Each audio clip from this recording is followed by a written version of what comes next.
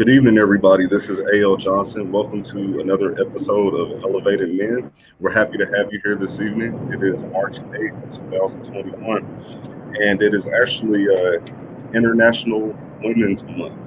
And so, it's a time for us to celebrate the women who do so much for us in our lives, celebrate their contribution, to our society. And so it's a great time of the year, most definitely. Definitely want to welcome each of you who are tuning in this evening. We want to thank you for your support. We've been going at this for a couple months now. We've got a lot of support, and so we appreciate that. Definitely thank you for tuning in. As you come into the live stream, definitely like, heart, comment, share. We want all of your input. We definitely value that because it adds to the conversation. And it really helps us tackle a lot of the issues that we cover here at Elevating Men. Now, this broadcast is being streamed from the Elevating Men Facebook page, as well as the YouTube channel, and right here directly from my page. And so if you'd like to go back and see any of the replays, just go to Elevating Men at YouTube, and you'll be able to catch all of the previous live streams. So first off, we definitely want to recap the conversations that we had last week. Last week was huge. We had some really great conversations. Our Monday panel was actually over how men can live a more fulfilling life. And in that episode, we went over a couple of key concepts that are really great, especially for young men. And so if you have any, young boys in your life, your nephews or any other men who are trying to improve themselves, please share that video with them. We talked about two concepts. One is called the 4 quarters of life, in which we break down the life cycle and what men should be doing and focused on at each quarter. Great information. And then the second thing is we went over our SWAG system. SWAG, which stands for systems. It stands for work ethic, appeal, and growth and grounding. And so we went over all of that. Go back and watch that live stream. You'll definitely get a lot of great information out of that. Also, the second stream that we had last week was with Derek Jennings, who's the ambassador for Big Brothers Big Sisters. And so just really quickly, I want to make a plea to everyone who's tuning in. If you know any men who would be good in a mentorship role, Big Brothers Big Sisters has 220 children on the east side of Jackson County in Kansas City, Missouri, who are looking for mentors, and we want to do everything that we can to help facilitate, getting those boys someone who can mentor them, because we know that mentorship is important. And so we do have a special guest today. So of course, I'm going to go around and introduce the guys that you are used to seeing. First off, we got Andrew Boykin, Dinner and Dialogue. How you doing today, sir? Hey, I'm wonderful. Good evening, Facebook friends and family. Hope everyone's having a good start to their week. Awesome. And then below him, we got LaRon Barnes, our resident motivational speaker and life coach. How you doing, sir? Listen, I'm wonderful, man. I'm excited. Like always, it is Monday. We are elevating men, and I can't wait to see what we talked about today. Awesome. And then last but not least, a regular on the panel, Mr. Lojo Speaks, right below me. How you doing, sir? Good evening. Good evening. I'm in the whip driving, but I wasn't gonna miss it for the world. So pleasure, fellas. Y'all know it's game time. Awesome. And as always, we like to bring on a special guest to add perspective to the conversation. I know you guys love hearing from us, but of course, we always want to add a little something to the mix. And so today we have a new guest, Mr. Travis Bryan. He's an interpersonal consultant. He's been working with families in crisis for the past 15 years. He's also the author of a book called Dating Intervention. And he's working on a new book called Courting Courtship. And so he's definitely the expert on the panel today for what we'll be discussing. And so how are you today, Mr. Bryan? Oh, man, ready to go. Excited. Got the internet situation right.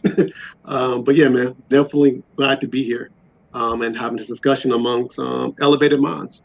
So let's get to it. Yes, sir. We're definitely going to get to it. First off, we want to thank you for taking out your time. I know you're a busy man. You could be doing anything right now. And so we appreciate you being here with us and sharing some of your wisdom and insight as it relates to our relationship with women. So before we get into that, I always like for people to get a little feel for the guests. They've been seeing us every week. They know who we are and what we're about. But can you tell us a little more about your career as an interpersonal consultant? What does that look like? And exactly how do you help families? Well, I was sharing before we got on the screen. I was very fortunate at a very early age to understand what I was good at and also how to monetize it. I remember when I realized that people got paid to listen to other people. And my interest has always been people. That's always been my passion. So I kind of flowed that way. I thought I was actually going to be a child psychologist at first. So I began working with youth in crisis. That turned into families, which turned into couples. Just real quick, it was really interesting. So I began working with children, had a lot of success there, became a trainer for various PRTFs, psychiatric residential facility treatment centers here in Kansas City and elsewhere. And after working with kids, I realized, honestly, children don't have any power. It's really parents. So prayed about it. I was like, okay, Lord, I'm kind of ready to move on to the next thing. He opened the door, so I became a parent educator for the state of Missouri, particularly here in Jackson County. Did that for a number of years, became a program manager, which also became a trainer. And then after working with couples, I was like, after working with parents, I was like, well, the issue really, the parents are kind of jacked up, but they don't know how to relate to each other. So I began working with couples. Around that time, I finished my undergrad, was finishing my master's degree, and was just like, wait, I accumulated all these skills that, I guess the basis, if we're looking at the foundation of every community, really is couples, marriage, those pillars. And if those pillars are weak, then everything else crumbles. And that's what we're seeing in our community now. And so created a company with my wife called Touch KC LLC. And what I do is help couples, children and families manage their relational spaces. Often we're not taught that in our community. We're relational people, and it's a thing we focus on the least. Everything is about acquiring resources. Honestly, that's kind of easy to do. When it comes to actually learning how to manage the most important thing to us, which is each other and those relational spaces, we don't really have that conversation. So I want to create a space, particularly for people that look like me, to get that kind of help without it costing an arm and a leg. And so that's what brought me here. That's an awesome mission, man. Our missions are really in sync. We have the same here. Absolutely. Men. And so we say that it's really our goal and our focus to rebuild the man, because you can't rebuild the family without rebuilding that cornerstone. Absolutely. And so once we've rebuilt the man, that rebuilds the family, and stronger families build stronger communities. And so, that's our whole goal there. So absolutely. I love what you're doing. Keep up the good work. Keep bringing it together, because that's what's important. It's very important. And so let's hop into the topic. So today's topic is a man's role with women.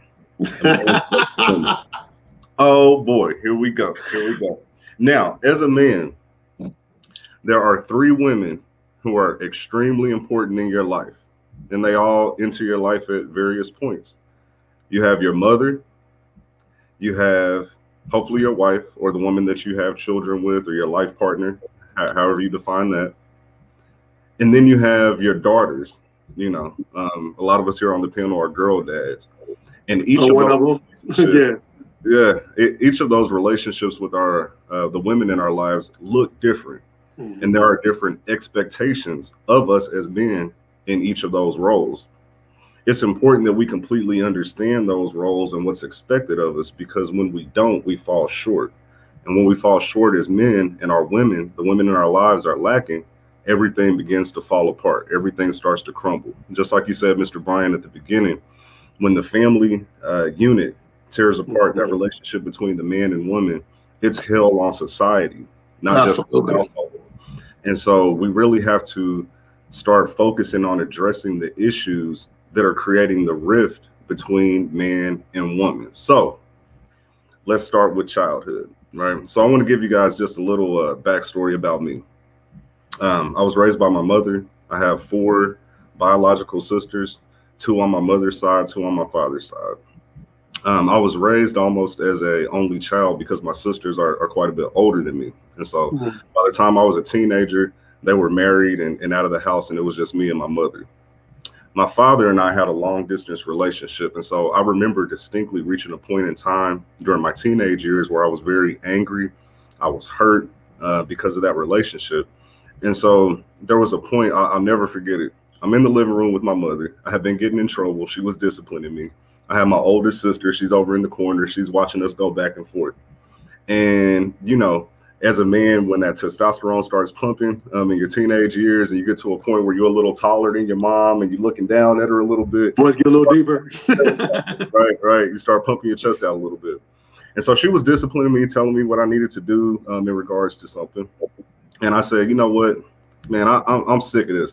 I want to go live with my dad. And I said it with like some serious anger, right? Mm-hmm. Now, at the time, I hadn't seen my father in at least a couple of years, right? Because that was the nature of our relationship. And my mother, before she knew it, boom, she jumped and I was on the floor, on my back, looking up. Am I right? So, big sister to the rescue, you know, hey, mom, calm down. And she got up and we made eye contact for, you know, it felt like maybe 5 minutes, but it was probably more like 5 seconds. And in that moment, I experienced the hurt and the pain that I caused her by essentially ignoring the contribution and sacrifices that she had made for me, in hopes that I could have this relationship with my father. And so where I wanted to start with the conversation about our mothers is when, and I really want to ask you this, Travis, in your experience in working with families, when you see single boys or boys who are raised by single mothers, the father isn't in the home. Have you ever realized any situations where there is misplaced anger from that young man? Oh, absolutely. You said there was three women, right? The mother, you know, your wife, your child. There's two more to the conversation. There's often the sister, and also the imaginary woman we have in our head, which is based upon usually a false interpretation of who our mother is. And so a lot of times the anger that young men feel is when their mother doesn't match up to that imaginary person they have in their mind, right? And that society is telling them that a woman should be. So now they feel betrayed by their mother. So now you get I want to live with my father even though it's irrational because you don't even know your dad like that. And that's where that comes from. And so working with women who have, you know, we talk about girl dads, you know, you have son moms, and it's rough because he gets to an age where he no longer sees you as a reflection of who he is. And so so where do I go from here?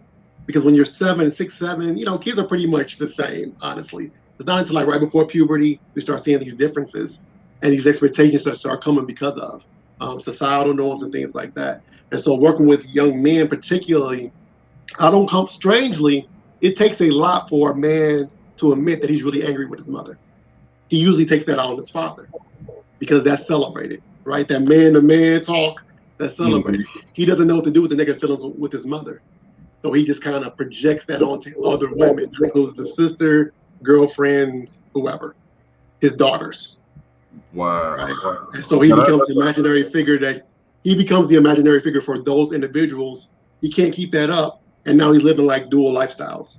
So now you have the player, the pimp, whoever. So yeah, that's because at a point, your mother's response is so interesting, right? And it's also expected because she, in her mind, you're becoming a man. The only way to deal with you is force. And so one of the most amazing things I found working with couples, I do workshops, you know, with women, and they are surprised when I tell them men have emotions, shocked. And I'm like, well, if you're shocked and you have a son, if you don't believe men have emotions and you have a son, when he turns 13, what do? Well, he gets with me, I'm gonna punch him in the face. I'm gonna put him on the floor. So you get up and say, I want to live with dad now. Now she feels hurt, and now you're seeing her for who she is, and it creates this huge mess. And so I don't think we emphasize how important mothers are to their sons, nor do we emphasize why they're important. And so you end up with situations that those situations that you're in, and often there's no mending after that because I'm a man now. And so she's like, I don't know what to do with you because I didn't know what to do with your daddy. Now, I can tell you, fortunately, in my situation, it actually brought us closer together because I was at a point of, you know, a certain amount of arrogance, a certain amount of dismissiveness. And so to see her, because emotion is emotion, you know, whether it's anger, you know, love, happiness. And so to see that emotion from her is something that I actually needed. And so once we got past that point, our relationship was much better after that. Unfortunately, it had to happen that way, but it was definitely something that was necessary. And so, LaRon, I wanted to, move to you and just kind of ask you from what you heard about, Travis's viewpoint when it comes to, your mother and that relationship growing up, some of the challenges that we have with our mothers and things that we have to overcome to become better men for the women and, eventually our daughters, those women in our lives. Have you ever experienced any point of, maybe misplaced anger when it comes to your mother, and how have you dealt with that, or what are your thoughts there? Well, I would say when it comes to misplaced anger, I really wouldn't say I've really had any anger towards my mother. Most of the time, like, and I know it was not intentional, I felt like I was missing something. Sometimes I felt a little neglected, like I wasn't getting attention that I fully need. And the only reason what that was because I have 5 relatives. My parents were taking care of 7, 2 of my cousins. So at times I just felt like, man, I wish I could get more from my mother. I wanted her to be at my football games. I wanted her to be at my wrestling matches. And there were so many things that I wanted from my mother that I didn't fully feel like I received. And it didn't really build any hostility as far as how I treated her or how I felt about her. It built a lot of pain, and as I got older, I actually had a conversation with my mother and told her about how I felt. Mom, I was hurt. I don't feel like that you were there at the time where I really needed you. And we had a sentimental heart-to-heart conversation. And those conversations don't always feel good. No, they don't. Absolutely. I'm just keeping it real. Like, there was some crying involved, there was just, it was hurt, it was pain, it was different things like that. So, and even now, like, we're still building, right? We're still building, looking to have the even better relationship and different things. But like I said, I mean, that's just kind of how my relationship was and where I stood on that. I actually had that same thought process when it came to my mother. So like I said, she was raising me alone. So of course she was at work, 90% of the time. And during high school, I played 3 sports. And so I was always having practices and games and things like that. But of course, for her to be able to fuel all of that financially, she had to be at work. Yeah. And so I believe through all of those sports from middle school to high school, she may have only had an opportunity to see me play in person less than 10 times. And I actually went to college on that scholarship. And so there were points in times where I had those exact same feelings, like, maybe I don't think she cares about my athletics. I don't think she cares about what I'm doing. But it takes a certain level of maturity. And sometimes as men, it takes for us to become adults and see what all responsibility is entailed or encapsulated in raising a child. The finances, the time spent outside of the home. Sometimes it just takes for us to get to that point to completely understand. Lojo, what are your thoughts on the conversation so far? Is there anything that you've bumped into, even with your mother personally? Yeah, sure. No, I kind of had a similar experience as you did, as far as like my mom. We moved a lot when I was a kid, so we were always on the move. And then one day, she was like, "We're gonna move to Oklahoma," and I'm like, I mean, I'm cool going from Missouri to Kansas, but Oklahoma, like, and I was like, nah, that's not happening. So, I did the foolish thing, and I told my dad, which he didn't want him to know. And so when he found out, and he was like, "Well, yeah, Lauren told me." Of course, we got into it, and I did it. I didn't tell my dad spitefully. I think I told him out of fear, hoping maybe he could talk my mom into not going. But it didn't really work out like that. But anyway, she was like, "Well, if you wanna tell your daddy, why don't you just go live with him?" And I was like, okay, and so. That kind of started, a tailspin, between my mother and I, because, I moved in with my dad and he was in no position to raise kids at all, so I was basically raising myself. And so, I went from feeling abandoned by my dad to now feeling abandoned by both my parents, And so So let me ask you this. Was there any difference in the feeling? I mean, abandonment is abandonment, but were there any different emotions feeling that abandonment from your mother versus your father? Did that feel any different, or was it all the same? Oh no, it feels totally different, especially because growing up, that's who I had. I had my mom, so I know my dad, I was used to him not being, in my life, but to not have my mom, yeah, it actually made me angrier at her Yeah. than I was at him. Mhm. I had become accustomed to him doing it. So it was like, whatever. But when she did it, actually made me angrier at her than I was at him. And it really just started this downward spiral in our relationship for a little bit of time. And, my story had, my first started when I was 16, and that made it worse because she was like, he's a teen father, his life is over and all that. And so, and for the first, I would say 3 to 4 years of my daughter's life, like my mom, was like, nah, like she was almost trying to act like I didn't have a kid. And so, it was, we had a conversation, I think she talked to a friend or something like that, that was like, he's taking care of his kid, you can't really knock him for stepping up and doing that, even though he's young. So we had a conversation. It was, what I'm saying, it's like LaRon said, there were some tears involved, because she apologized, and, and I apologized for, what I did. And, Mhm. but I think still to this day, honestly, like, there's still a fracture. I'm not even going to act like it's not. There's still somewhat of a fracture because, when I was on my own, I would gain my own independence, so I was no longer, I guess I got to a point where, I kind of looked at her like she was a peer almost. Yeah. No, that's interesting, and I'm enjoying this conversation so far because a lot of times we talk so much about the effects of the father on a child, but we haven't really addressed the effects of the mother. And so, Travis, with your expertise, speaking to what Lojo just mentioned, that difference between the feeling of abandonment when it's the mother versus the father, in your practice and your years of experience, what have you seen in relation to that? Often there's what I talk about. I call it the imaginary woman, right? We have the first woman we love is not who she actually is. So let me explain what I mean by that. I'll use as a father, right? I'm Travis, right? My children only know me as daddy. Who they perceive to be daddy is very different than who Travis actually is.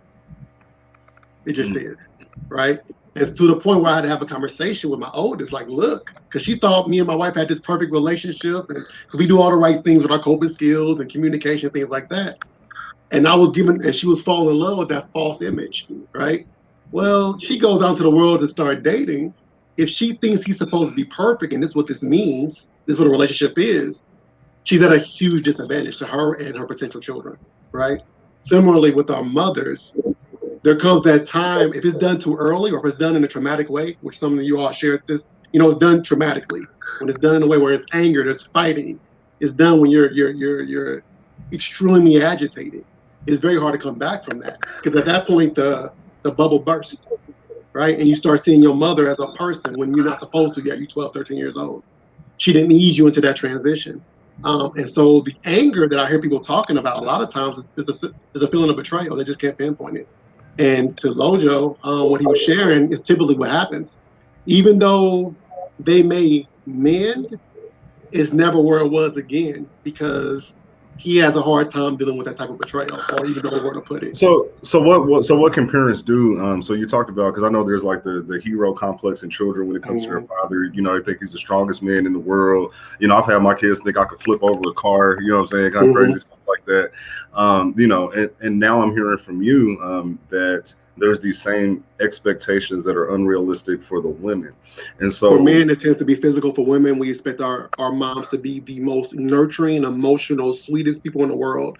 No matter what's going on with her. No matter what. Because at one point, we were the center of her universe and she was the center of ours. We're okay with having other people in our universe, but how dare she not continue to make me the center? So what can a parent do to taper that hero expectation, for the men, and that the only feelings that matter in the world are the feelings of my Right. children, and I can ignore mine. How does a woman taper that expectation? When I work with mothers particularly, I tell them when they have sons, be appropriately transparent. Don't lie, because honestly what happens is we like to be in the hero, and that's the part of the conversation that we don't necessarily have. Yes, our child sees us as this kind of heroic figure, but we also enjoy and revel in it, and we'll be dishonest in order to keep it. Yeah, you ain't lying, because I think the first time one of my kids was like, "Daddy, you got muscles. I bet you could flip that car over." I didn't say you I didn't can't. correct her. I was like, you might be right. You might be right. So, I feel you on that, definitely. So Andrew, just quick question. From everything that you've heard here, just kind of taking all of this in, what are your thoughts so far? Any input? So what I'm hearing is I heard something similar to he doesn't see himself in her at a certain age. Did you know boys have emotions? And when he becomes around 13 and pops off, what are you going to do? And she says, I'm going to knock him out or lay him out. Let's see here. Getting to a point in life of back to understand finally what was really going on. Basically, what I'm hearing is that, again, we're missing a window where little boys actually discover a want, and that want is an emotional want, that they're emotional. And Absolutely. we as parents are missing this window, starting maybe at about 3 years old, when they actually start to getting praise. At 2 years old, they're still laughing, but at 3 years old, they actually hear people laughing at them, and they look up and they actually repeat what they did, so they can get that feeling again. And that's the start of their emotions, especially if it's not continued. But what we're doing is we're missing this whole window from 3 to 13, and to look backwards, which we are talking about as far as elevating men. Everything that we're doing is looking backwards and trying to heal a past. And it's my belief that, again, we're actually putting too much on our parents, because they already have a whole load of trying to be a parent when there was no book on it, when they were a young parent themselves, when they had too many stresses themselves, and so forth and so on. But now that we know a little bit different, I would almost suggest that we actually learn how to forgive them, not blame them, start to understand them. And in this looking back, actually look back with an intention to heal them, because we're still trying to go back to 3 years old when we did not get what we wanted, which was not the emotional abandonment. Emotional abandonment was the catchphrase, but when we did not get our emotions fulfilled, Emotional need. holding on to that. That's definitely something to consider there. We put a lot of pressure, on our women. We really do. When it comes to the man who impregnates her and then goes and lives his life and leaves the responsibility on her. And then she has a child who doesn't completely understand what's going on and what his place or role is in her life. And so he has this resentment or anger that shouldn't even be there. There's a lot. I mean, the odds are stacked against her. Just like I stated in my situation, being upset with my mother for not being at a basketball game when she's working to make sure I can eat. Right. And so there's just so much of this that we don't see. But I do like what you said, Travis. I forgot the term that you used exactly, but Appropriate transparency. Appropriate transparency. I love that. We actually talk about that here a lot on the show. One of the things that we have to do is start talking to our children like they're smarter than we think they are, because they are. They're very intelligent beings, emotionally and mentally. And so if we sit down and we have these conversations with them, it goes a long way. It goes a long way. Something that Andrew said, I think, is extremely important. Just making some correlations. You gotta find a way to make peace with the trauma you'll never get justice for. Right? Because our children are a reflection of us, and if you still resent yourself and the person that made you, What we don't talk about is parental resentment towards children, right? Because they remind us of us, or parental jealousy because now they're in a better situation than we were. You know, if we were fortunate to marry someone who knew what they were doing, and now this child's getting all that emotional love and support, and now we're mad because I didn't get that. What you need that for? Right? You got to find a way to make peace with the trauma you will never get justice for. There's certain things that happen to me, to you guys. There is no justice. That inner child will be forever scarred. And no, Andrew, this is something that you talk about a lot, and it's something that you helped me with my father is, forgiveness. And so, in your opinion, what does that look like? What does forgiveness look like when you haven't been apologized to, and it's from such an important place, like someone like your parent? What does that forgiveness look like? For me, that forgiveness says that I don't need to be apologized to because I'm still wanting. Meaning, if I need to be apologized to, forgiveness is not something that I'm ready for. Forgiveness goes outward. Forgiveness is something that you give to yourself and then you give to others. And then that definition of forgiveness means that, you know what? Let me look at this full picture. Let me look at this full picture. Kind of like what Travis was saying when we had these unrealistic expectations of our parents. And when we hold them to that, when all they were doing was all that they knew, that's not fair. That's not fair of us. And that's our fault. That's our burden. That is something that we now owe them. They don't owe us, in my opinion. I agree. That's like a conversation that we had a couple of weeks back when we were talking about male and female relationships. And we just kind of presented, just the idea that, especially as Black people, we know the trauma that we've experienced generationally. And so when we get into relationships with other people, we do have to take into account their trauma. And so it's the exact same thing when it comes to our parents. We have to understand that maybe they didn't have a parent growing up. Maybe they didn't have the best, home life situation. I found those things out about my father after his passing. I had no idea what his childhood was like. And after getting more information on that, I now am able to accept and understand why he maybe wasn't, the father that I thought he should have been or could have been. And so that's a very great point. So when it comes to our mothers, just to kind of tie this all up, sometimes there is misplaced anger as a young man being raised by your mother. You're angry, at your father, but because she's there, sometimes she's the one that gets the brunt of that. It's completely unjustified. The second point that I get out of this is that our women have huge burdens in raising these children on their own. The odds are stacked against them. And so for young men, it's really important that you have conversations with them to help them understand what it is that you're going through and what you're dealing with, so that maybe in the future, it may not happen right away, but that forgiveness process for them comes a lot easier, and they're able to move on and have healthier relationships in the future with the women that they, to decide to date or marry, wherever that part of their life goes. So like we said, we're talking about the three women in our lives, the three major women. You have your mother, you have your significant other, and then you have your daughter, when that time comes. Before we move on to the next phase of life, does anyone have any last words or input on the mother situation? Yeah, I was just going to say, and this is not necessarily directed at, this could be directed at mothers or fathers, but it's, teaching your children how to express themselves and how to articulate the different things that they're feeling, because one of the things that I think a lot of us suffer from is the do it because I told you so. We carry that mentality over into raising our kids, and it's like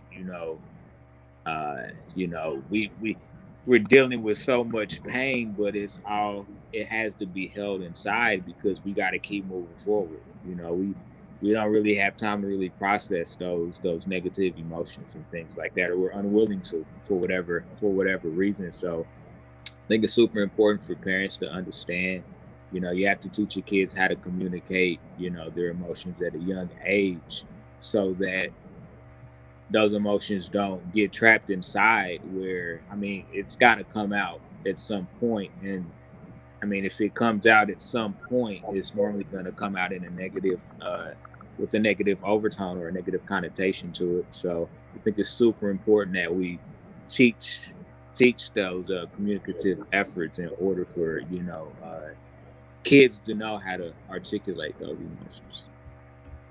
This is great input. Great input. We got a comment here from Miss Maroney. She said, "Forgiveness looks like you've been restored. We move forward in our renewed adult relationship. I no longer keep score or rehash.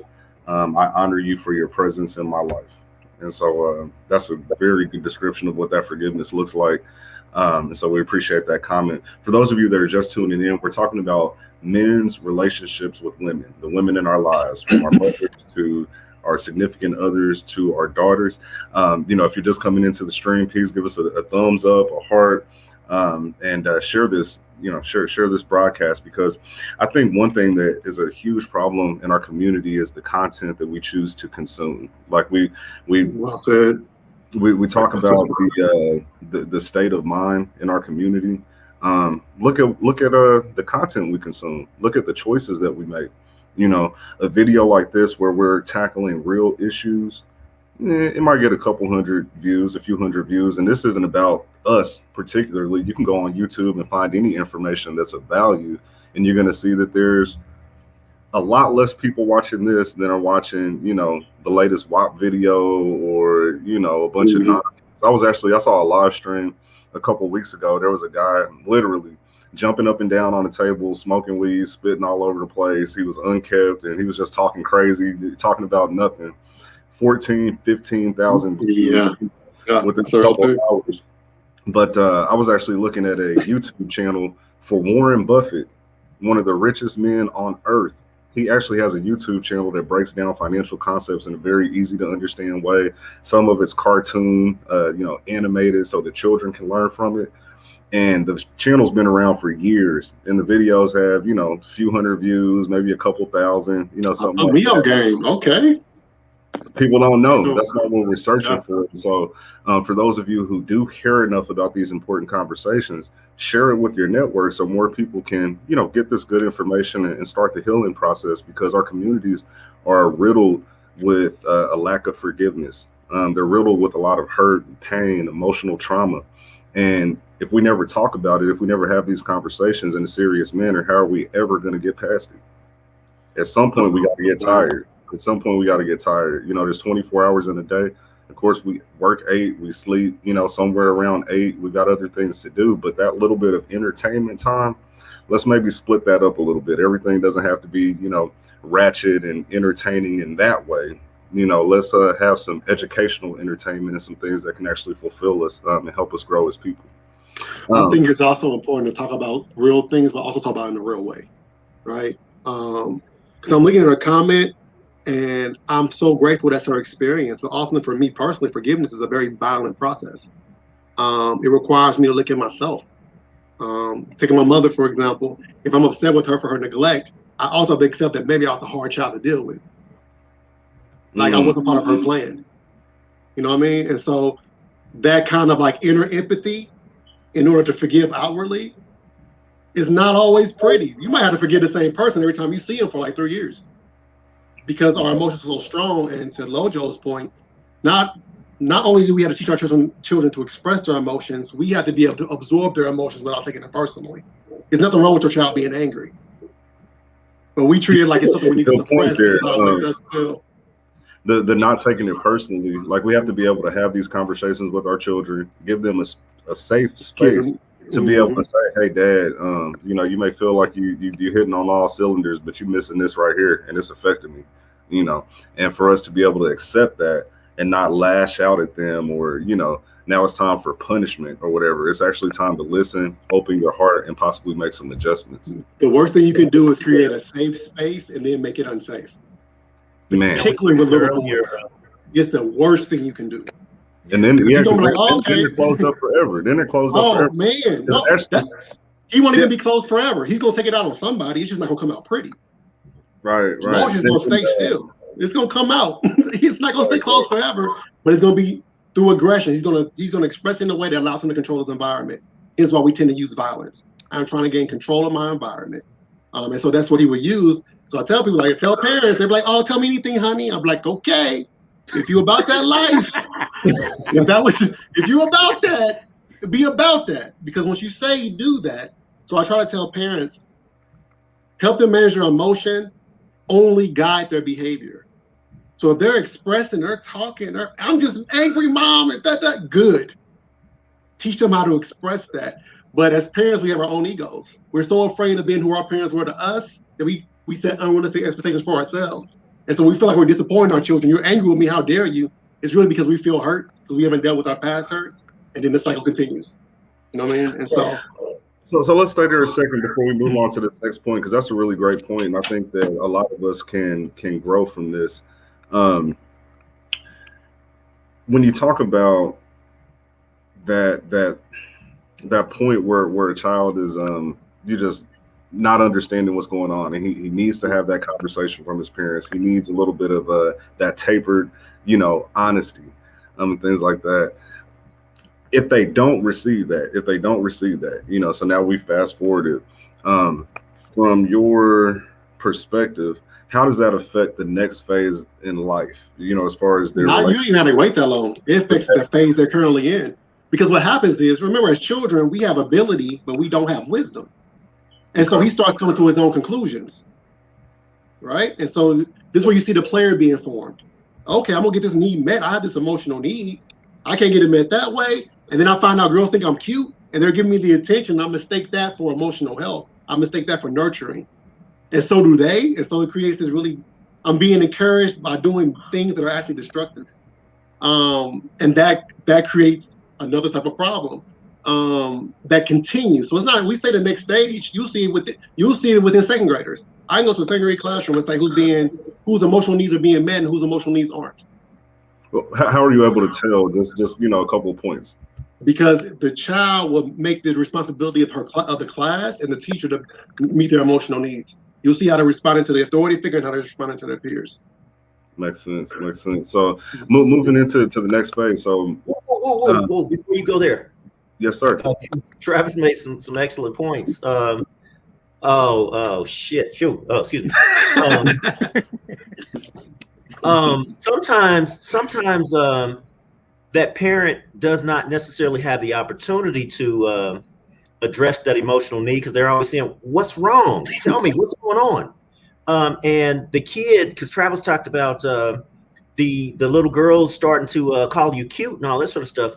The flip side of that is that when the little girls are calling you cute in the second grade, there's also this new dynamic called the boys in second grade who are not getting called cute. So now they're actually getting ready to start picking on you to find out how they can get the affection of the second grade girl that they want and demean you. So now you're looking at, okay, what do I do about this situation? And when you said, Andrew, earlier, he doesn't see himself in mom at a certain age. At a certain age, we do not want to bring this pain, this man conflict to mom, because mom is not built for that. Just like Travis Stephan is saying, are you built for this? No, we've already made that determination. I'm not bringing this pain to mama. How am I going to? So now I go through fight, I go through flight, I go through all these different emotions in my head. And again, we're talking about emotions that are not addressed. Well, that's huge, man. I remember my first relationship, like 10th, 11th grade, something like that. And, I had my little heart broken. And I remember like going into the bathroom and locking myself in there and crying and, carrying on and whatnot. I kept it from my mother. And now in hindsight, with you saying that, she was probably the best person to have that conversation with. Absolutely. She was probably the best person to have that conversation with. And so let me ask each of you this.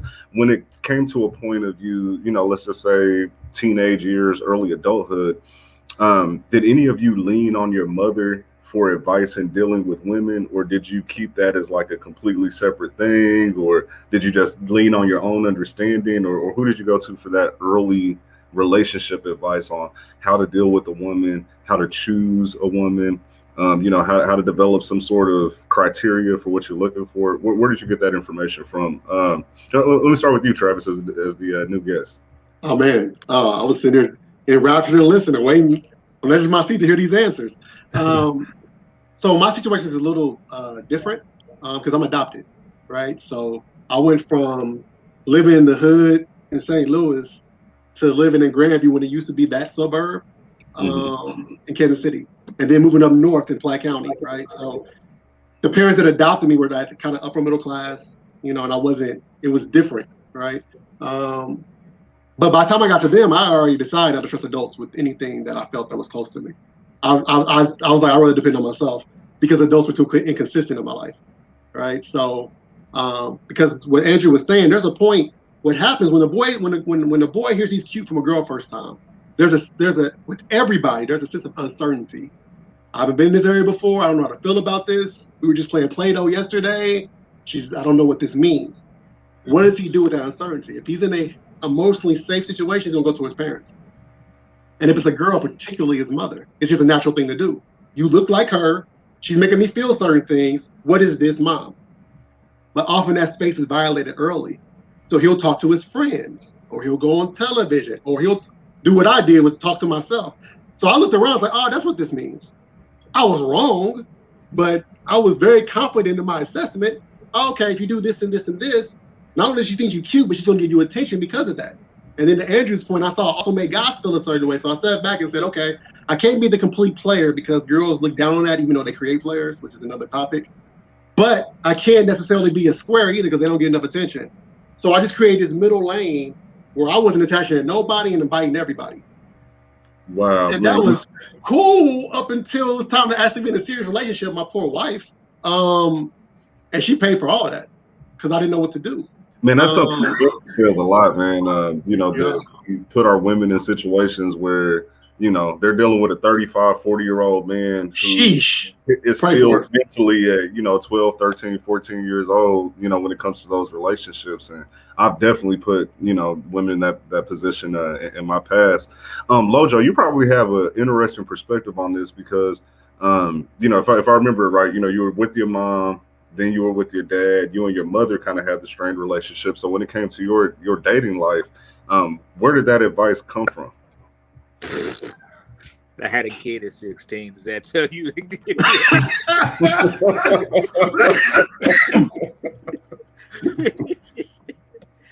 No, okay.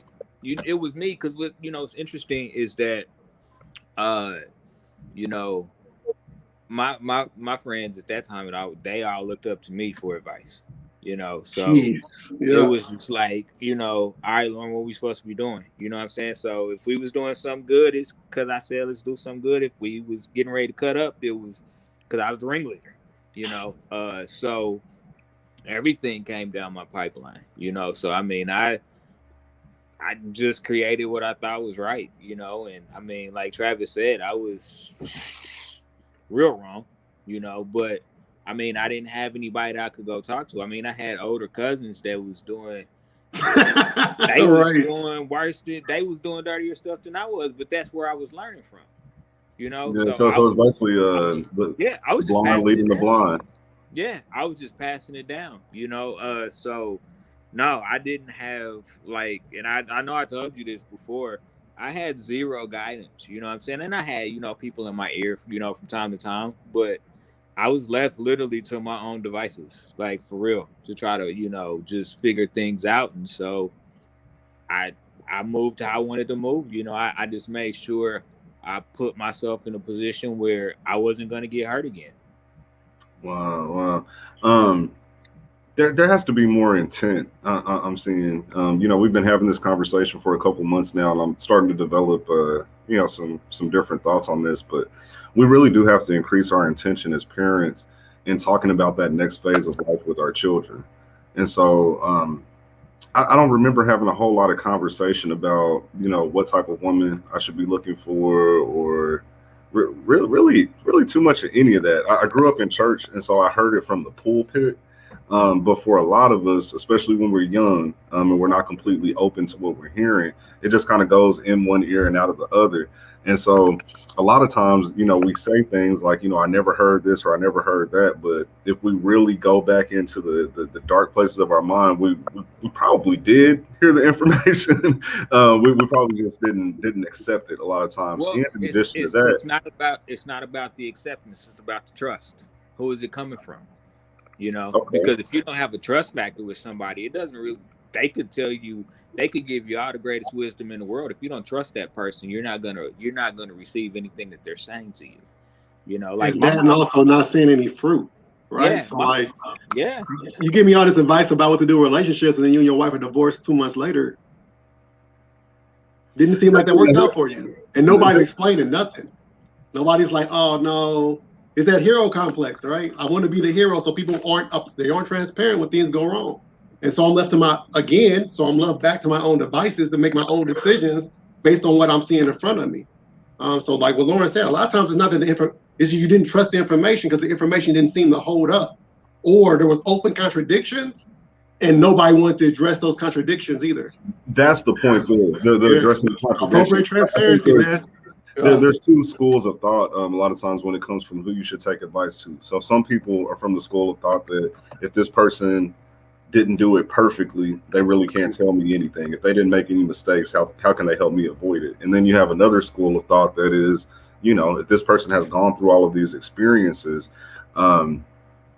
they're probably the best person to get the information from, because when it comes to the emotion that they're able to relay in explaining why you should avoid certain things, there's going to be a completely different level of conviction. Like for myself, I've never been in jail. I never went to prison or anything like that. And so I could tell a young man, hey, you don't want to go to prison. But I can only muster up so much conviction in that versus someone who just did 15 to 20 hard years in prison. He can say the exact same words, but it's going to come across. I would disagree with that. I would say, What are your thoughts on that?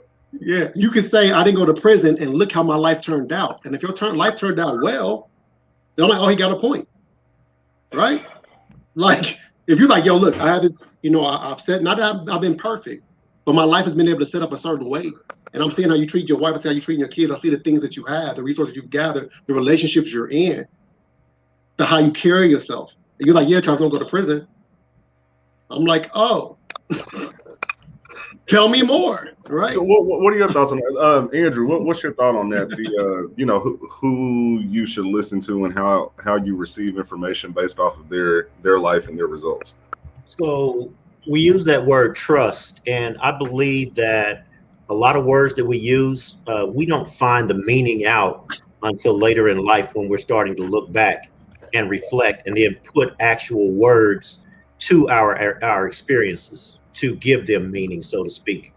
At that particular age, we don't necessarily trust, we're looking for experience.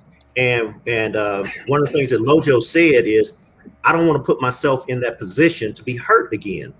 So what that really means is when this second grade girl is now showing me affection and I don't really know how to receive the opposite affection or the opposite attention from the boys, what I'm going to do is I don't want to get hurt again. So I'm going to push her away. I'm going to hurt her. I'm going to hit her. Leave me alone.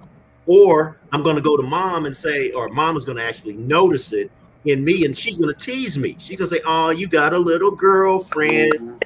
And I don't want that feeling. I don't want to be teased. So I'm going to reject that again. I don't want to put myself in a position to be hurt again. So what I'm going to do is I'm not going to listen to a parent because they're going to tell me, oh, take her this little flower, or take her a Valentine. And when I do that, all the other kids are going to laugh at me. I don't want to be laughed at. I don't want to be singled out. I don't want that attention because I'm too young to handle it. So what I'm going to do is I'm going to look for that kid who is actually doing what I want to do. That kid. So when Lojo actually had a baby, or not necessarily had a baby at that time, but was having sex, and I want to have sex, I'm going to look to him, not my parents, because they're going to tell me something's totally up here and I'm right here. So it doesn't fit. There's no trust involved in this because I don't know what the word trust means. They haven't violated my trust. My emotions are what I'm actually or which are out of order right now. So to put it just, cause I got to mark this down, man. I got to make a record here. So, someone who's had a positive experience or a negative experience, who has the higher level of conviction in giving advice to someone else? What would be your answer? Whoever connected. Positive and negative is relative. Yeah, whoever connected. That's really what it comes down to. Whoever connected is the person who's gonna be listened to. Like that's just. Got you. LaRon, what's your somebody says, if I want to have sex at 13, somebody might think that's a negative experience. However, for me, that's a positive thing, and I'm looking for somebody who's had it. Got it. And I'm going somewhere with this, so stick with me. LaRon, what's your thoughts on that? Who to listen to? Honestly, when it comes to who to listen to, would you say, or who do I? Yeah, when it comes to the experience of the person. I mean, honestly, it only can speak for me from this perspective. I didn't have to have somebody go through to tell me. I could have seen it. Let me see that. Let me see it. And if I see it, and if I trust in the individual, and if I'm connecting like everything that everybody else is saying, have a relationship to, I respect it, or I've seen it happen before. Those are the things. If I've seen it happen before, and I respect you, and I connect with you, that's the individual I'm looking at. I mean, you don't have to go through anything just to know that you can get hurt from it. If I see you go in front of a car and a car driving fast and it hit you and your behind didn't get up for 2 days, you in the coma. I'm not. That's all I'm trying to say, right? Got you. Look at the results. They'll tell you.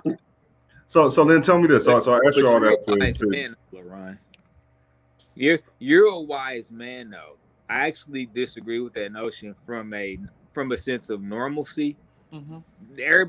Most people don't look at it like that.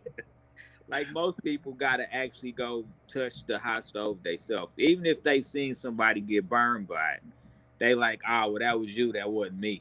You know what I'm saying? It's that superhero complex, like, you know what I'm saying, I can do whatever. And so a lot of people still test those waters, even when they seen, I mean, look at it like this.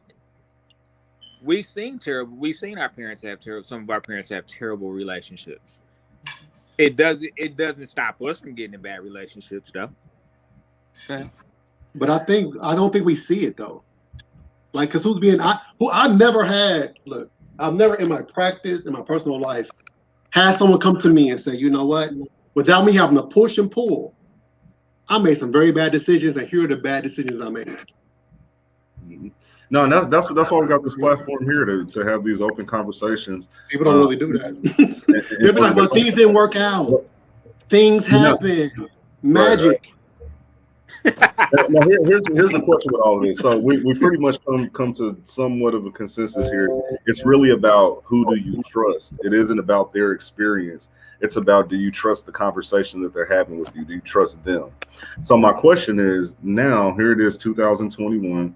Our communities are completely torn apart from a family perspective. The relationship between man and woman is really at odds. It's in turmoil and it's under attack. The nuclear family is under attack right now. And so my question is, if it's about trust, why are we getting most of our relationship advice from celebrities, social media, online, echo chambers, and things like that, versus exactly what we said, which is looking at the successes of real people in our world and modeling that, versus the conversation being always driven by social media and things of that nature? Anybody tackle that? Well, because it's not about trust. I mean, for me, it's not about trust. I don't know what the word means. I don't know what the word man means. I'm looking for I'm not even looking for definition. I'm looking for my next step. I'm looking for what I want, because now I've been conditioned to be selfish. I was emotionally abandoned, so now I'm trying to fill these holes. And it goes back to what Miss Maroney had said a couple of conversations ago. I'm still a 5-year-old in a 30-year-old body or a 50-year-old body, trying to go backwards to address everything that I never got. I'm still selfish. It's all about self right now. It's not about trust. It's about self. It's not even about being a man. I don't know the definitions to these words until I look back and reflect on my why. Okay. I think Well, trust is one of those things that we it's one of those things that we create and interact with even before we can define it, right?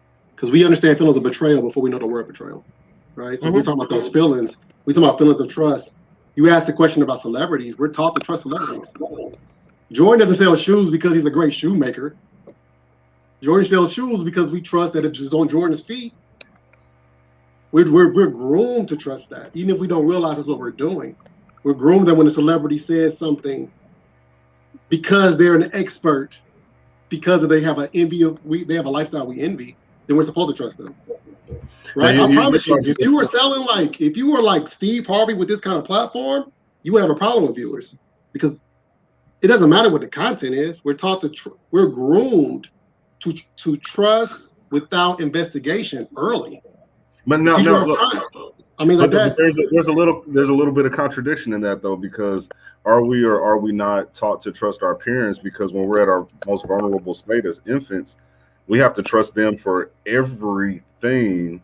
And so, how do we get to a point? But so, how do we get to that point from we have to trust them wholeheartedly as infants and toddlers, and as we move through the phases of life and we get to the point of dating and relationships, the trust is no longer there. The trust is in the media. Because how does that happen? When you're an infant, your parent is God. At some point, you realize your parent is not God. So that's where the distrust comes from, and that's never talked about nor explained. So I thought my mom was perfect, right? Up until, she gave me life. I literally sucked on her breast for life and nourishment before I even knew what food was. I come to her for everything, and then at some point, I see her humanity.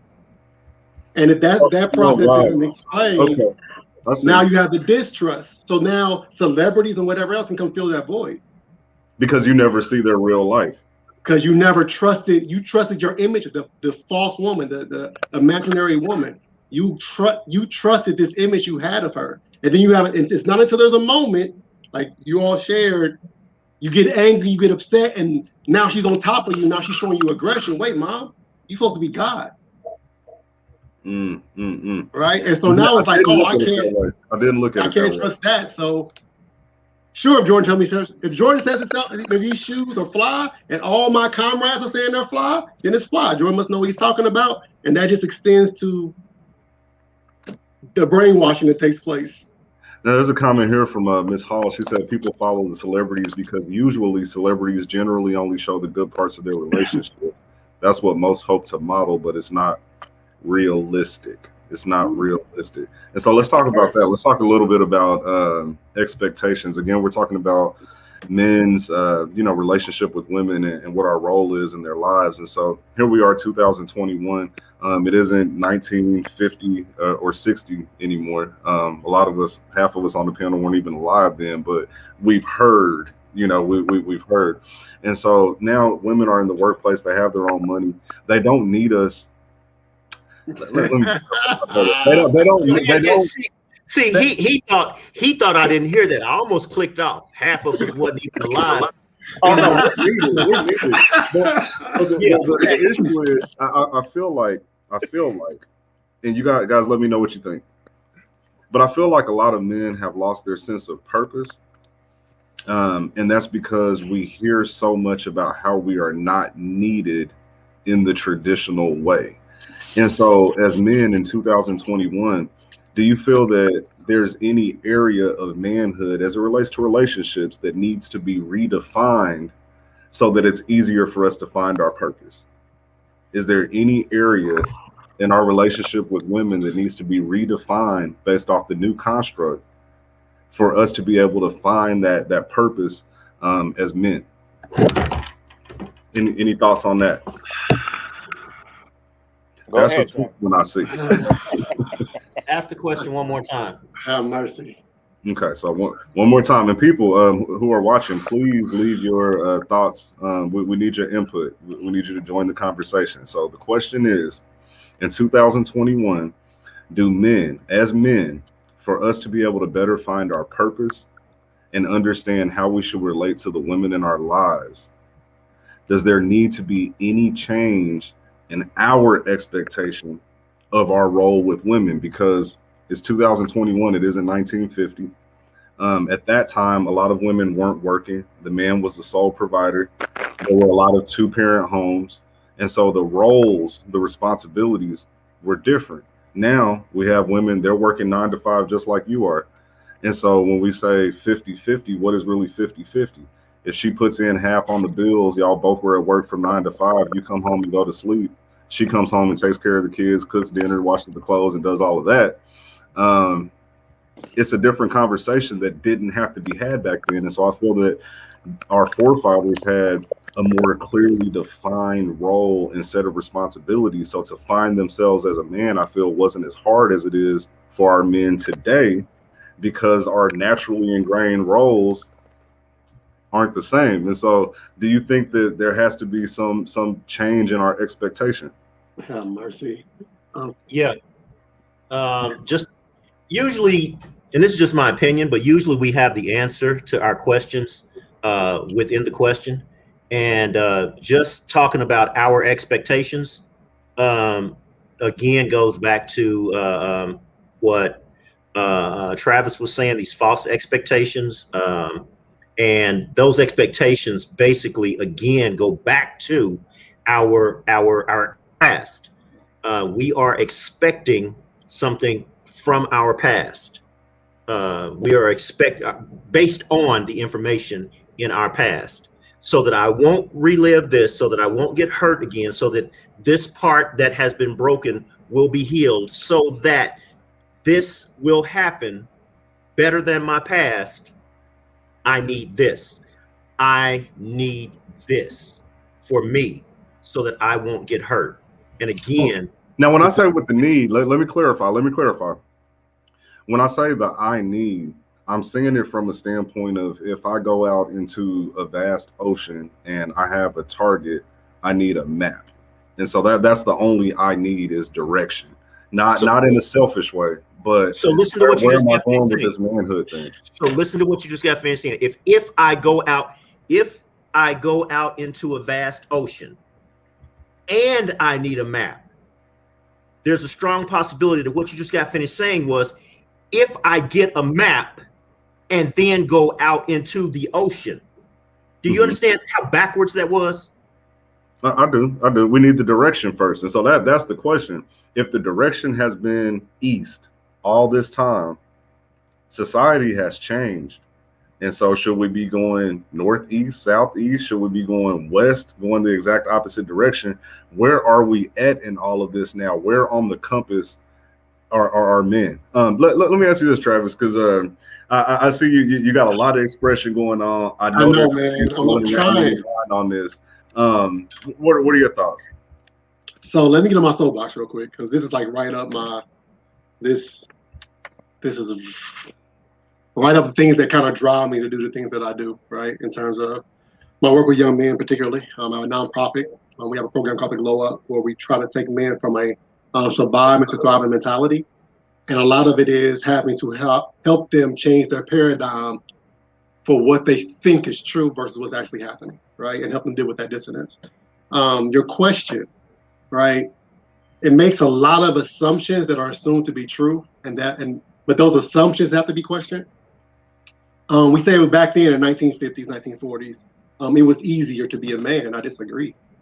I think they just I think lying about your relationship was just more acceptable. My grandparents, I thought they had this really solid marriage. I thought my grandfather was this, he worked hard, steel mill, blue collar. So then, he passes, have a conversation with my grandmother, and then my older cousins who knew, but of course, black families, nobody talks. He was wild, but she didn't have options to leave because women couldn't support themselves. It wasn't that he was this stellar man. She just couldn't go nowhere. Bro, that's deep. My grandfather, it was basically the same thing. We found out when he passed away, there was some other children out there, and people scattered all over the country. When we look at the hurts of our parents, that hurt came from somewhere. You know what I'm saying? Like, it wasn't until maybe like mid 1990s where we started really talking about self-care and emotional care and being there for your children. That didn't exist even 10 years prior. You're right. So if I had a problem with you, if I'm a parent, it was my right to punch you in the mouth and get yourself back up and go to school. Mm-hmm. So this kind of again, those unrealistic expectations. We have this kind of fantasy of what a man is. But I tell men all the time, you're already a man. It's a God-given birthright. There's nothing you can do to become more of a man or less of a man. That's not how it works. You can decide the kind of man you want to be.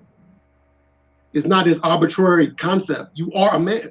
You're a man, right? I'm a man. If I'm a man and I'm on the street drinking all day, I'm still a man. If I'm a man and I own a company that makes $5 billion a day, that doesn't make me more of a man. So even in the question, it's this idea of achieving a goal that is unachievable because it shouldn't be the goal to begin with. Now, I hear you on that. I hear you on that, and I accept the majority of it, but we also have to take into account the perspective of women. And so, maybe my perception is skewed by the bubble that I'm in, but I see a lot of women say that things have changed and they don't. Well, women, okay, not to be that way, because I know some women go out. I'm talking very generally right now. I don't get punched in the face. Of it. And that's why I love these conversations. Yeah, I don't get punched in the face, but I got to say this though. Women have a very unrealistic idea of emotional fulfillment also. Okay. They're still looking, because in their mind, a man is supposed to be Prince Charming. I was like, yo, you're marrying a man. She's like, yeah, but he needs to, no. You married a flawed individual. You had this whole list of things you want in a man. He has to be this, this, and that. I said, what flaws are on your list? She looked at me, this is the client I was working with. She looked at me, she's like, what do you mean? I said, where's your list of flaws you're willing to deal with? Well, I mean, he can do some bad stuff. Oh, no. You were real specific when it came to this long list of Jesus-like qualities you wanted. Tell me about the flaws you're willing to deal with. And she had an honest moment, which I was proud of her. And she's like, honestly, I just don't think men should have that many flaws. I was like, and that's the problem. So if you're walking around with that, and so now men, because we tend to follow women, we don't like to talk about that, but we tend to follow women. We create this front of being this incredible guy, right? And she's like, yeah, I found the right one. And then it's 2 years into marriage and you find out this man is really human and you can't deal. This has always been true.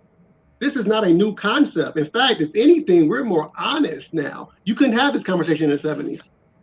Not an honest one, not in a public forum, not socially acceptable from men or women, right? So there's this lie. What someone said earlier, so I think her name was, I don't want to mess up her name, began with R though.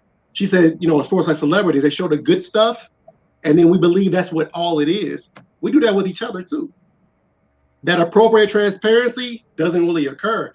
So even when you talk from a woman's point perspective, that's skewed because this idea that he's supposed to be your protector. Look, if somebody run up my house, I love my family. If somebody run up my house right now with a planned strategy and several guns, it's a wrap, cuz. It just is. But women are taught this false idea what a man is. Men try to be that false idea. They either quit on it and just start dogging women out, or they fake all their lives. And then they have these midlife crises when they're like 32.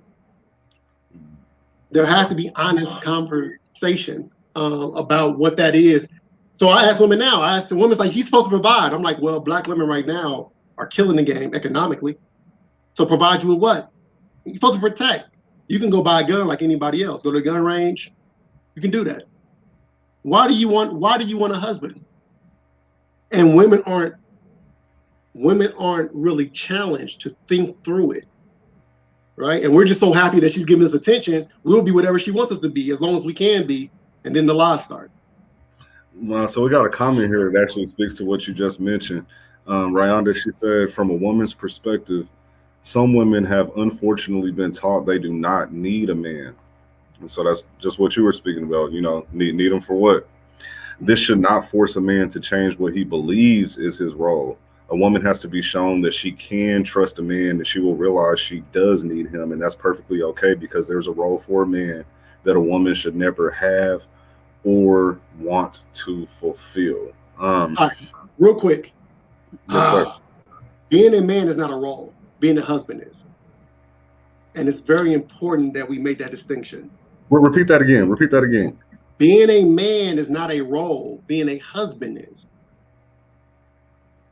So when you say that, just for clarity, is that to say that there's no expectations as a man until you become a husband? I'm saying that being a husband, being a man, just like if I become I'm an interpersonal consultant, right? That's a role I play. That might come from my experience of being a man, but I'm always a man. I'm always a man. It's not a role I play. It's not something I put. It's not a shirt I put on and zip up. It's not. This ain't Okay, play. so tell me this. So when you see conversations among women and they say, "Man, a real man wouldn't do that." Oh my gosh. Oh yeah, I gotta get on. Yeah. I'll be in workshops. They don't like it, but they be like, "Oh, a real man." I was like, "Well, the only fake men that I know are mannequins. Show me what a fake man is. What is that?" Well, oh, you mean a man that doesn't fulfill your emotional desires and expectations? Oh yeah, this manhood is not defined by your emotional desires and wants. And it's easier to get a woman to understand that than it is to get a man to understand that. Because we have this conversation. It's actually a question that comes up almost every week. And when I actually going back and looking at the archives, all of us change our answer just a little bit each week. So we got to have a baseline here for you. Travis, what is a man? A man is a God-given birthright. That's it. I mean, it's really just, it's a God-given birthright. It's not, it's like being born into royalty. Are you talking about anatomy? We're just talking I know about in society now we're trying to act like we're really confused, even though we haven't been confused for thousands upon thousands upon thousands of years. Suddenly we're really confused. It's a birthright, right? So when I was born with my anatomy, because it's things that come with that anatomy. There's just things that come with it. There are a lot of intangibles, right? That have to do with my biology, right? I didn't ask to be born male. I didn't ask to be born, and we try to make this distinction, oh, you're a male, but you're not a man. That's cute, and it sounds great in memes, but they're pretty much the same thing, right? I had no choice. I don't recall, and I could be wrong, but I don't recall when I was in nothingness being asked what gender I wanted to be or what sex I wanted to be. I was born into this, but I believe I serve a God that designates, right? So when that X and Y gene was doing this, he was like, yeah, he's a he, right? I had no control over that. Hence why it's not a role. I tell people it's a birthright. Now, what I think is a more interesting conversation, because that's a boring conversation, honestly. We make a big deal of it because we got issues. A more interesting conversation is when I work with a young man, I say, what kind of man do you want to be? Because that you do have control over. What kind of man, how are you going to utilize your natural designation, right, to build purpose and to find purpose? You don't lose purpose, you find it or you don't. It's not something you lose. You either find it or you don't. Right? Are you putting yourself real quick? I mean, because you're on fire, bro. You're on the road now. Keep that energy real quick. Keep that energy. So our brother LaRon Barnes, he has a meeting coming up, and so he just wanted to give some final words, a little bit of perspective before he heads out. And so we'll give the floor to you, LaRon. Unmute yourself. Yep. Give me a quick second. My thing. Can you all hear me still? Yes, sir. Yep. We can hear you. I lost my doggone train of thought trying to fix this thing real quick. It's okay. Yeah, we can hear you. Man, what was I saying? Man, it was something. It was so many good things said here, man. I don't even know where to start before I let you all go. I mean, this was really a very good conversation that we've been having, man.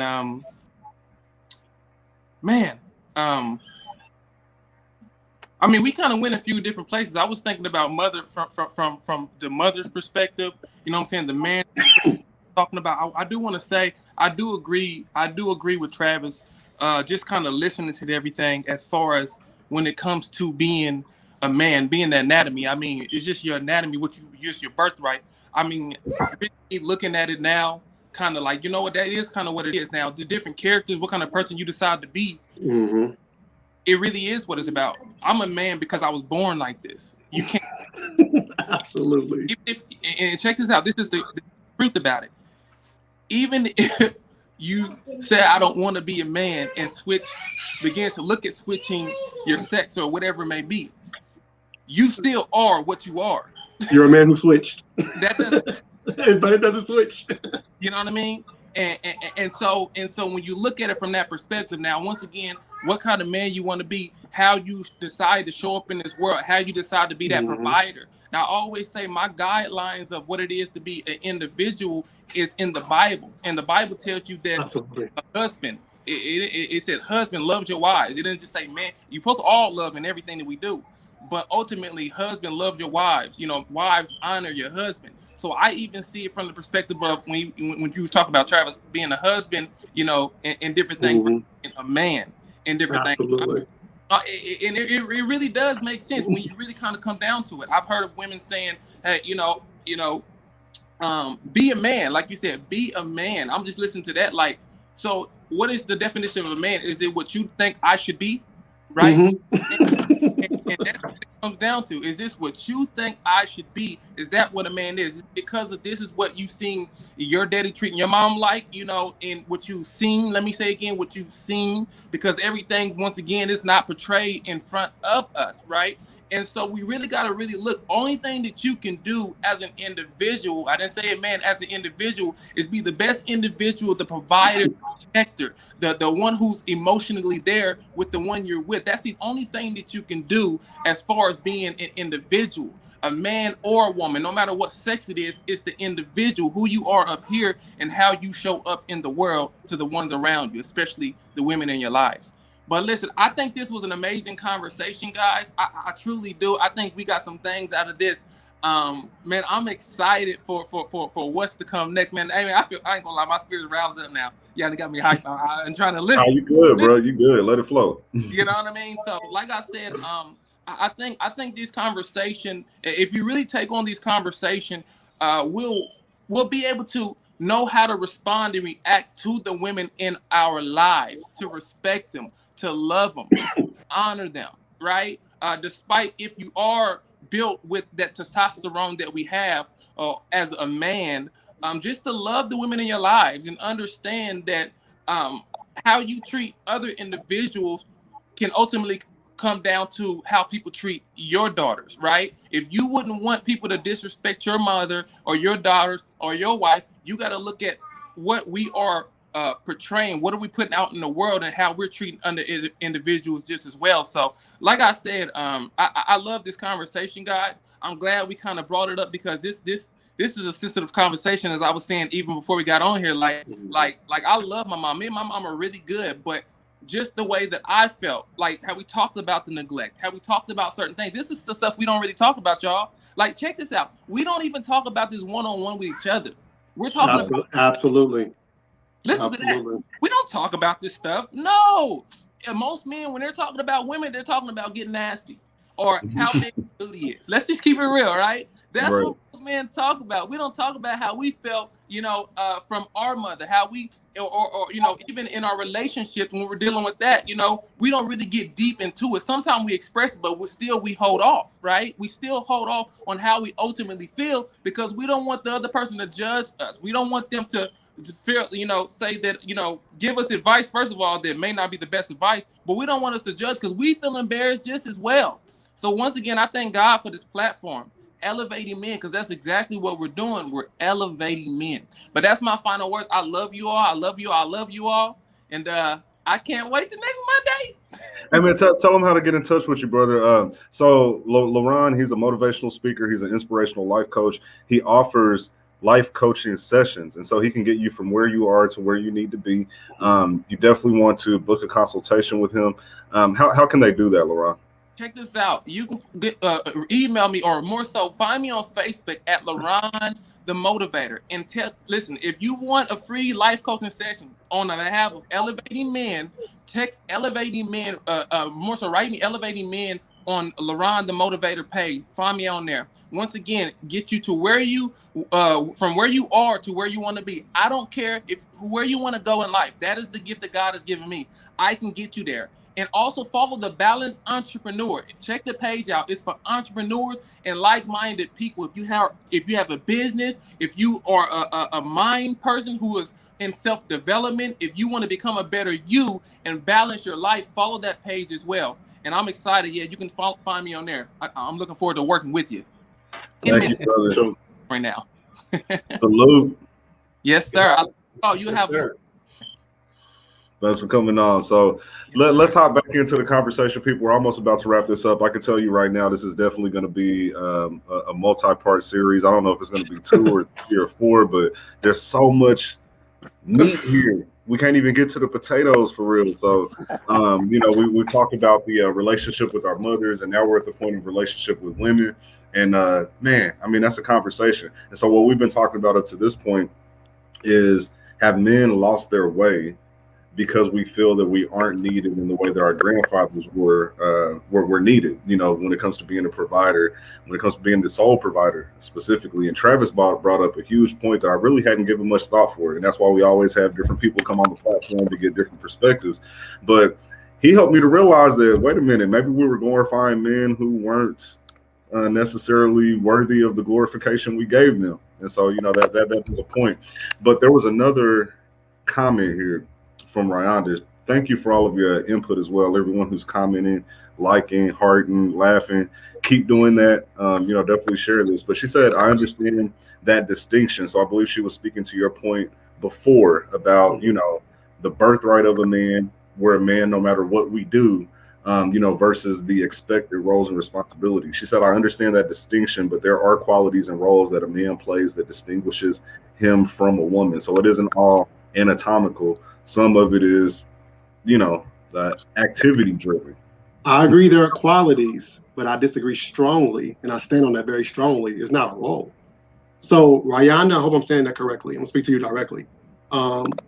You are a woman, right? You seem to have a very excellent head on your shoulder. There is no role you play for me. You don't even know me. There is no role. I don't owe you anything. There's no role that I play for you. You can't obligate me to roles I didn't sign up for. And when we talk about, I think it's something that Andrew said, often we use words and we don't really think about what we're saying. I understand what roles are. I wear several hats, right? I'm an author, I'm a chairman of a nonprofit, I'm an Interpostal consultant, I'm a counselor, I'm a father. Those are roles, and each of those roles come with responsibilities. Those roles aren't Travis, because Travis is not a role. Not a role I play, that's who I am. And so man is not a role. I understand the qualities, I'm with you on that. But this idea that there's these roles that men just inherently have, I tell my daughter, you don't owe no man no nothing. Period. Now I teach her how to deal with men based on the qualities that men have. Right? I tell her, look, you don't get in a man's face. Why do I tell her that? Not because of her role as a woman, but that thing goes south, I'm gonna get involved because he's probably gonna mop the floor with you. Now I'm gonna get involved and do some really bad things to him. Now daddy in jail and you mourning and all that, right? That's not a role. That's teaching her how to move in the world as a woman, but nobody owes anybody anything. When I say a role, like my wife though, oh yeah, that's a role. A husband, that's a role that's uniquely designed, not want to say uniquely designed, that I've uniquely dedicated myself to. She's the only person who has that too. She's the only person I'll play that role for. So if she wants to be like, Travis, you ain't doing your role, I'm like, okay, let's talk about it. But if random whoever number 2 is like, you a man and your role's supposed to be, I don't, what?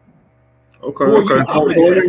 So we're talking about the roles and expectations, and so there are an increasing number of women who are very forthright with their idea that they don't need a man. And so I saw this meme that was floating around a couple of days ago. So I'm going to pull it up. I'm going to share my screen. Wait, they don't need a man or they don't need a husband? What are we talking about?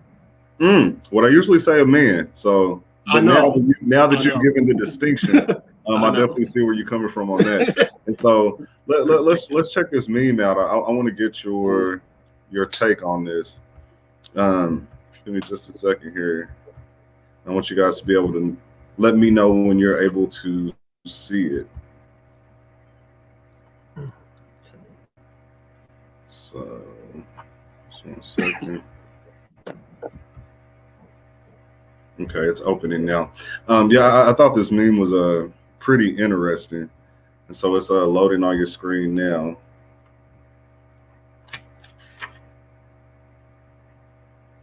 Okay.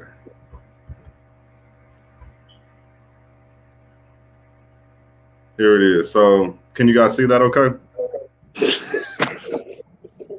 So it says, men opening doors for women is a symbol of aggressive patriarchy.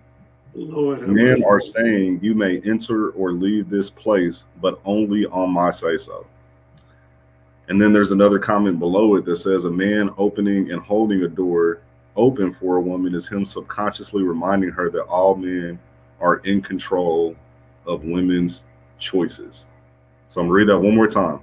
Men opening doors for women is a symbol of aggressive patriarchy. Men are saying you may enter or leave this place, but only on my say so. Also, a man opening and holding a door open for a woman is him subconsciously reminding her that all men are in control of a woman's choice. Well, she is angry. So Yeah, now I know that all women don't feel that way. All women don't feel that way. So I got to say that right up front.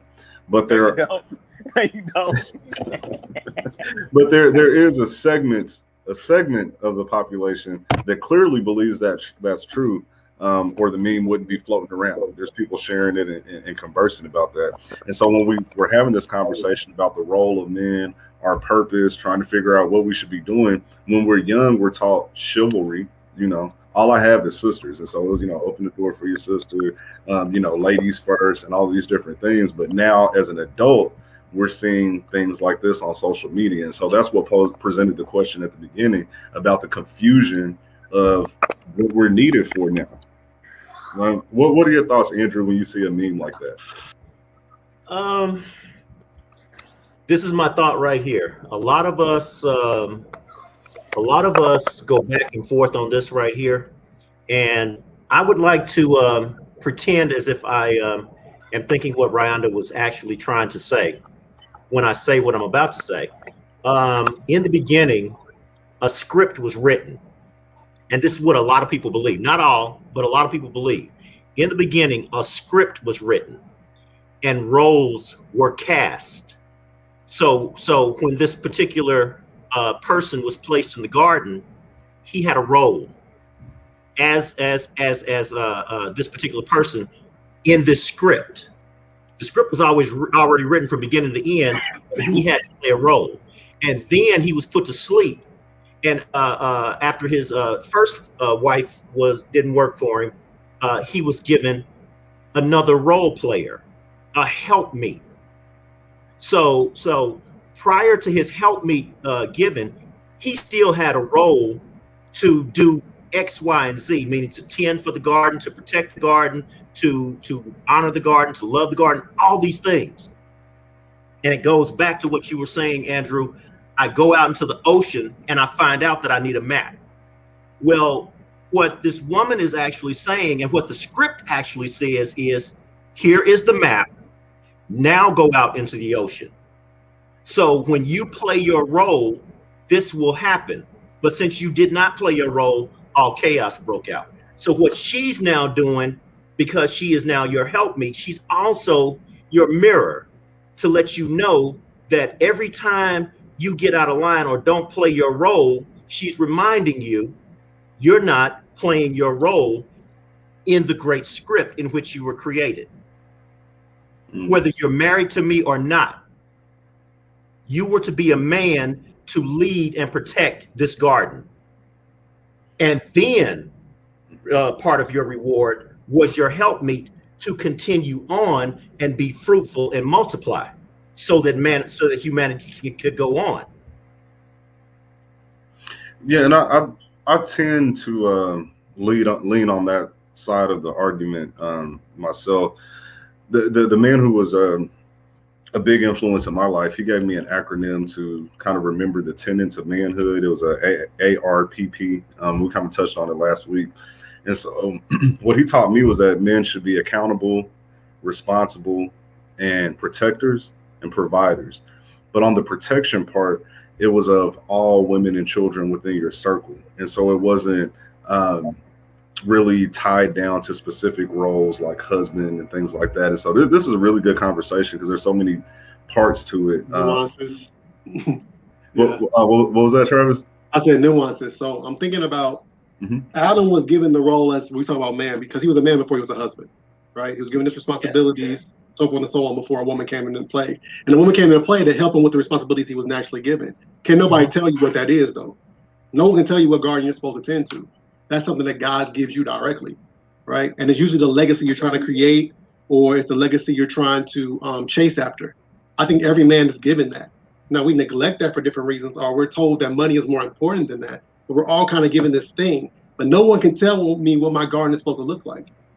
Okay, now Except so the person who's in my life to help me with it. so nobody Right. can tell you what the garden is supposed to be like. You know, however, women do set their expectations, and as men, we try to fill those expectations for the woman that we want to do life with. But see, that's a different conversation. So now, because usually the vision is given and then the help me comes after. That's Okay, why I tell but let women, me tell you this. Let me ask you this. So, in preparation, say in raising a son, mhm. what are the qualities that you feel he should focus on to be a great husband eventually? I wouldn't even talk to him about, I think it's a disservice when we have the conversation about spousalship Okay. before we have the conversation about destiny, right? Because spousalship only makes sense. When you talk about a woman being a helpmeet, she needs something to help. If you don't have that, if you don't know what your garden is, what you're supposed to be tending to, then you're going to pick whatever feels good to you versus what's necessary and functional. And then you're going to end up leaving her because she's not functional, because as a man, you just tend to be, right? So I think the focus should be more about what are your skills, and me watching my child to see what they kind of lean towards. And then we look at society and say, okay, what's going to help scratch that itch, right? And then teaching them how to do that in a way that's with integrity, based on my belief. I'm Bible believing, right? I'm a Bible believing Christian. Yes. Based on what I believe is right. You know, they got to make their own decisions, but based on what I know. Because me being a parent, that's part of my garden also, that I have a responsibility for as a father. That's also unique because I'm only a father to my daughter. You know what I mean? So if I had a son, the focus would just be, and I work with young men, the focus is always, no, you need to find what are you here for? What are you trying to leave behind?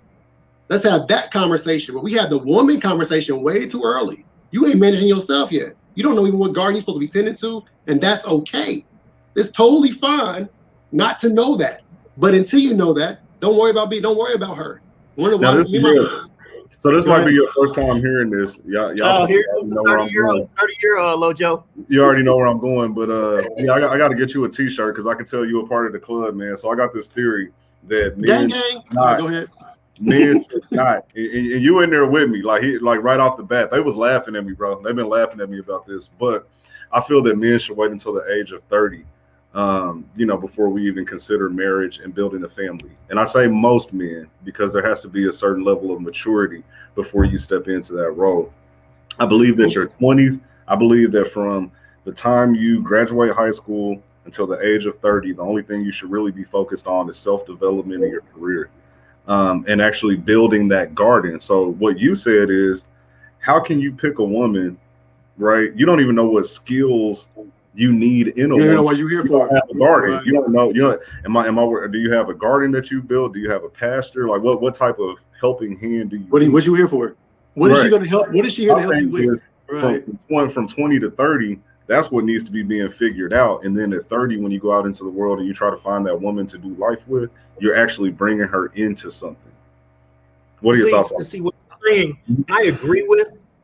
However, we keep going back into the circle. For me, I keep hearing the circle of why we're having this conversation, meaning from 0 to 20, he's either trying to figure it out, and then 20 to 40, you said he's going hard at it.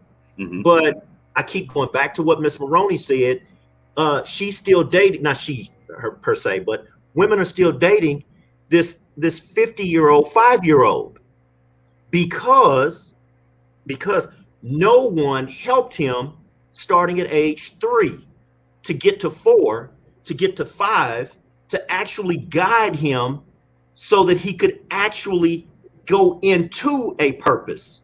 He's not only still trying to find himself up to 20, but now he's trying to heal himself from his broken 20 years and then go into his next 20 years. But that's why I feel that 20 to 30, because inevitably, you're going to have time to process things. But for a 10-year span, if all you're focused on is your career and your life path, I believe that you're going to take the time to, even if it isn't intentional at the beginning, you're going to start processing your childhood through all of the self-development. So by the time you meet that person at 30, you're more of a whole person than being that 50-year-old with the 5-year-old mentality.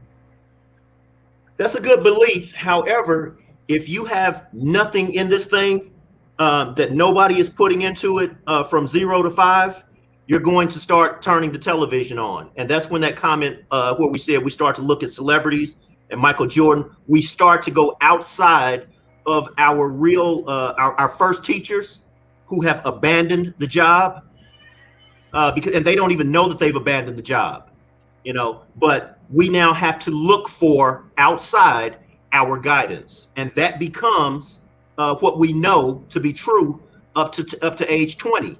And then when we find out at age 40 that was bullshit, now that particular person turns back to this 5-year-old because everything that they thought they were standing on was bullshit. Listen, man, we are definitely over time tonight. I'm enjoying this conversation so much. I definitely could be on here till like 10, 11 o'clock. But for the sake of time, we're going to wrap up this first session. We're definitely running this back. So for everyone who's tuning in, we can't talk about the meme now. You put the meme up. We went through all that hard work. Oh my goodness! Oh, bro. You just threw it up there. We just gonna leave it. I didn't give you a chance on the meme. Okay. We just gonna abandon after you worked so hard and searched high and low and technical difficulties. We just gonna leave it. Cliffhanger. That's what we doing. What's happening on the podcast right now? Man, that's what we do, man. You got to leave on a cliffhanger, man. That's good TV right there. So, man, Travis, can you come back on next week? Absolutely. Yes. Let me know. Let me commit to that. Let me look at my. Hold on. Give me a second. Yeah, let me know because we definitely got to finish this conversation. I'll let you know about tomorrow. We were supposed to get through the mother, the wife, and the I ain't gonna lie. When you said all that, I was like, "How long do y'all plan on doing this?" Yes, Andrew Boykin. Yes, sir. What I say? Hey, What I say? Hey. Y'all having a conversation. What y'all talking about? What's up? Nothing. Hey, not a thing, man. Not a thing. Secret. Hey, I said if he start with mamas, we ain't coming off of mamas. Oh, you said we ain't gonna make it past mama?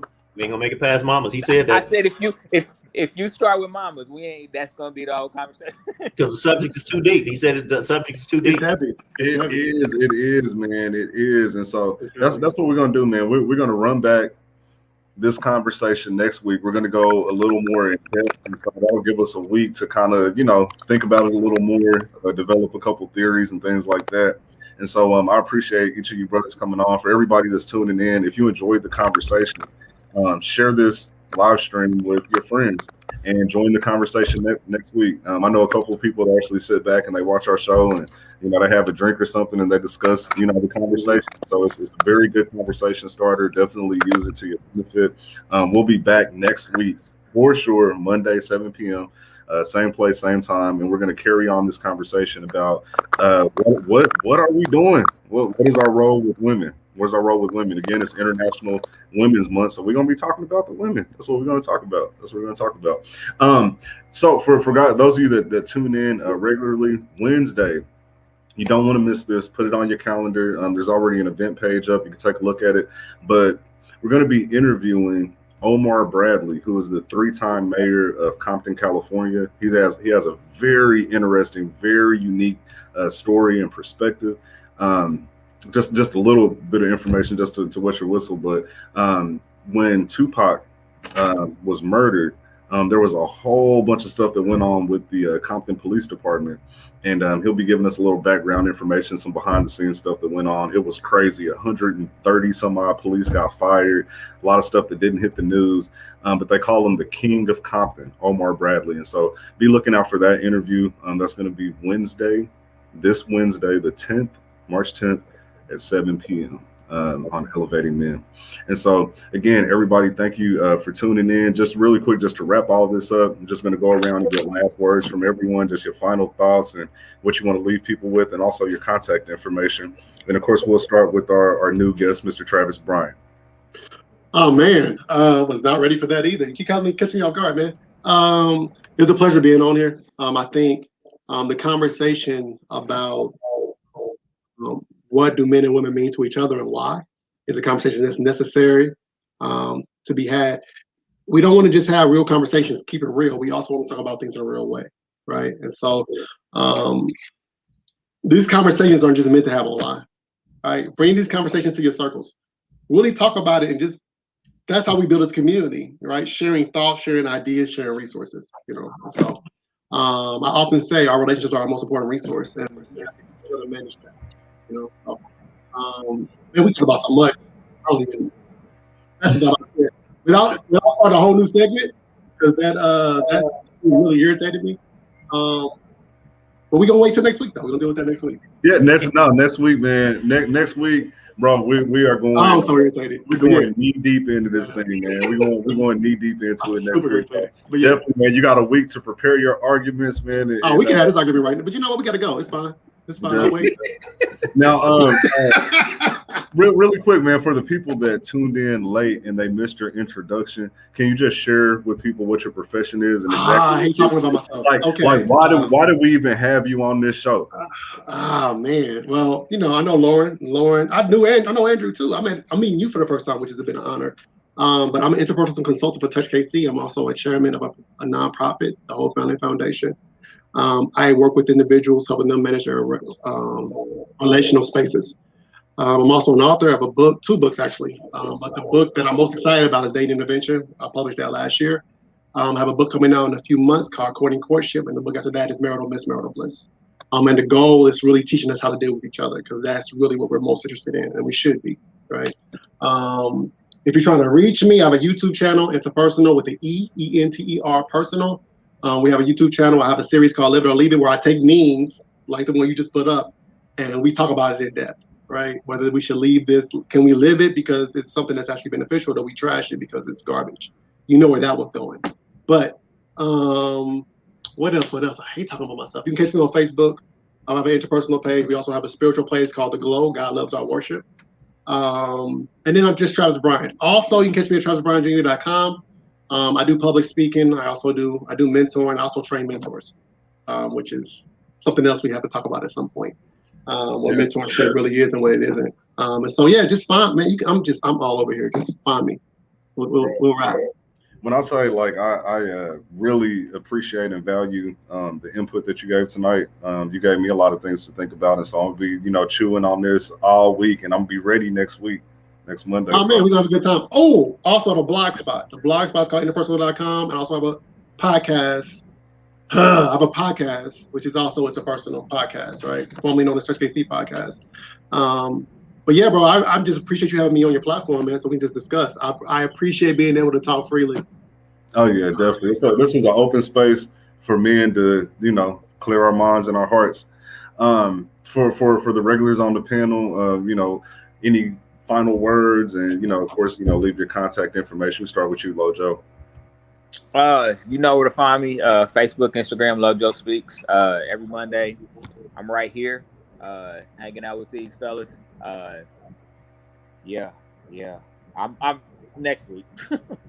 Next week.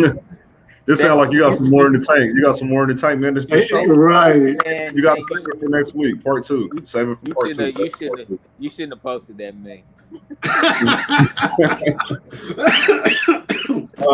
And Mr. Andrew Boykin, Dinner and Dialogue. Any final words or last thoughts? Hey, I'm hoping that eventually we get to the forgiveness part, so that we can get past all of our pain, so that we can get past all of our selfishness, all of our self that we need, that we want. And when we get past all that, when we forgive it, when we let it go, we move forward. We actually move forward 32 years in advance, which is now down to 29 years, so that we can rest in 2050. We can rest in 2050, RESTIN 2050. What that means is we will now build for tomorrow based on what we know. We are a blueprint. We are a strength.